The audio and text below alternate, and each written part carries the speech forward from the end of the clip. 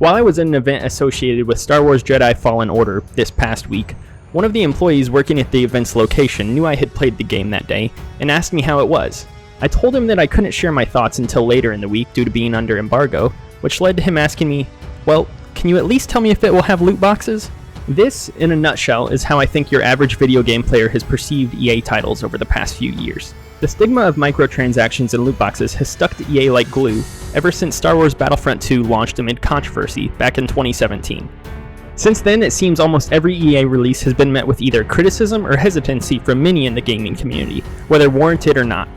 Fortunately for Electronic Arts, I think that stigma is finally going to be diminished a bit next month after the launch of Star Wars Jedi Fallen Order, because the game is truly looking like it's going to be excellent. I'll be honest, Star Wars Jedi Fallen Order wasn't on my radar all that much in this fall release window, which is a bit odd considering how much I adore Star Wars. I think part of that is because we still hadn't seen a whole lot of the game other than a gameplay demo from earlier in this summer that debuted at E3 2019. After going hands-on with Fallen Order for roughly 3 hours though, it's likely now my most anticipated release for the remainder of 2019.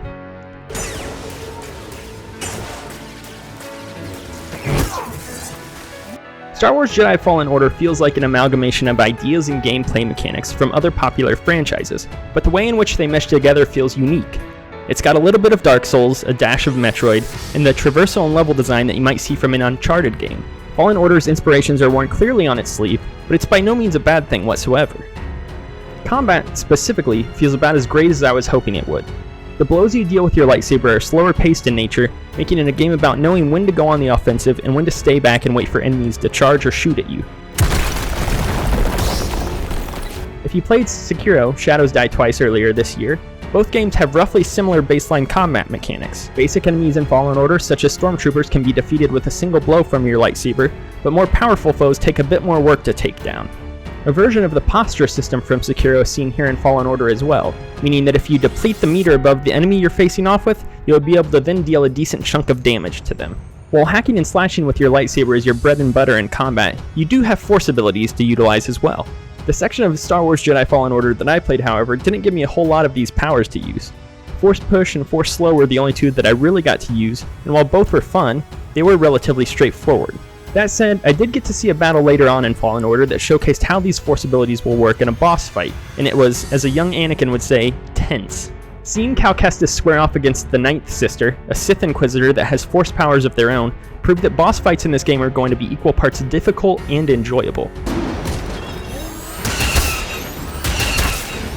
By far the aspect of Star Wars Jedi Fallen Order that I was most impressed by was the game's level design. As I mentioned before, there is definitely some Uncharted DNA here, not only with how the levels themselves are laid out, but with how you traverse the world. There's a lot more platforming in Star Wars Jedi Fallen Order than I would have expected, but that's not a bad thing at all. Fallen Order places a large emphasis on exploration, as the more you try to wander around the world, the more you'll be rewarded with new gear like costume variants for Cal, or BD-1, or new lightsaber parts to alter your saber's appearance. In typical Metroidvania style, not all these avenues that you'll find in the world will be accessible at first, meaning that you'll have to return later on with new abilities. I'm a sucker for this style of game personally, and even in my brief demo for Fallen Order, I was trying to find every possible item in the world to obtain. I also don't have an idea of how long Star Wars Jedi Fallen Order will be. I asked the devs and they didn't tell me, but from what I played, the game seems massive. The 3 hours that I played of Fallen Order saw me exclusively traversing around the planet Zepho and one of the temples that resides on the planet. When I got back to my ship, which is called the Mantis later on, I checked the progress screen of the world map to find that I had only seen 10% of what Zepho had to offer. I'm not sure if every other location in the game will be as large as Zepho, but if they are, there's going to be tens of hours worth of content here. And for all of you Star Wars dorks like me out there, I have to say that Fallen Order's narrative seems pretty darn good. Cal is a likable character, and BD-1 is set to be the next beloved Star Wars droid. There are also some cool callbacks and appearances from other iconic Star Wars characters in the game that I briefly saw or heard mentioned. I could keep going on about some other awesome things that I saw in my time with Fallen Order, but to avoid spoilers, I'll just let you see what it has in store on your own. Everything that I had seen of Star Wars Jedi Fallen Order previously had me hesitantly optimistic, but after actually playing it for a fair amount of time, I'm more confident than ever that it's going to be great. While I specifically might be a sucker for it considering how much I love the franchises that Fallen Order has been inspired by, I really do think this is shaping up to be the best game that EA has put out in years. This is the kind of game that EA has desperately needed in its portfolio for a long time, and even though it's taken what seems to be forever for us to get a single-player Star Wars experience, Fallen Order seems like it's going to deliver in spades. Star Wars Jedi Fallen Order is set to launch next month on November 15th for PS4, Xbox One, and PC. For everything else video game related, keep it here at DualShockers.com.